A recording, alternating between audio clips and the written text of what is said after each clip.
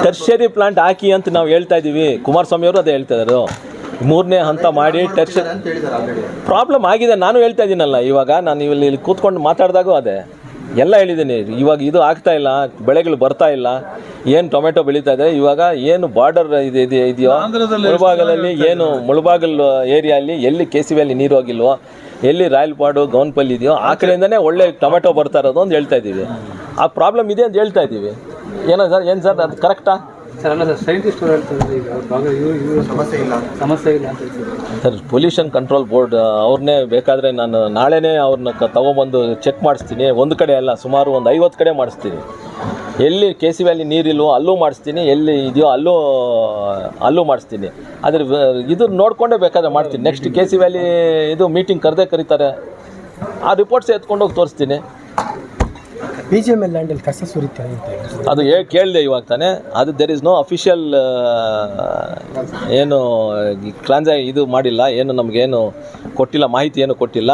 ಅದು ಏನು ಆವತ್ತು ಫಸ್ಟ್ ದಿನ ಏನು ಬಂದರು ಆವತ್ತೇ ನಾನು BGML ಅವ್ರನ್ನ ಕೇಳಿದೆ. BGML ಅವರು ನಮಗೇನು ಮಾಹಿತಿ ಇಲ್ಲ ಅಂದರು. ತಹಶೀಲ್ದಾರ್ನವ್ನು ಕೇಳಿದೆ, ತಹಶೀಲ್ದಾರ್ ಏನೂ ಇಲ್ಲ ಅಂದರು. ಅದಾದಮೇಲೆ DC ಸಾಹೇಬ್ರೆ ಒಂದು ಸ್ಟೇಟ್ಮೆಂಟ್ ಕೊಟ್ಟರು, ಇದ್ರ ಬಗ್ಗೆ ಏನಿಲ್ಲ, ಜಮೀನು ಎಲ್ಲಿದೆ ಅಂತ ಕೇಳಿದ್ದಾರೆ, ಜಮೀನು ತೋರಿಸಿದ್ದೀವಿ ಅಷ್ಟೇ ಹೊರತು ಅದ್ರ ಬಿಟ್ಟು ಬೇರೆ ಏನಿಲ್ಲ, ಅದ್ರ ಬಗ್ಗೆ ಏನು ಇದಿಲ್ಲ ಸರ್ ಅಂತ ಹೇಳಿದ್ದಾರೆ.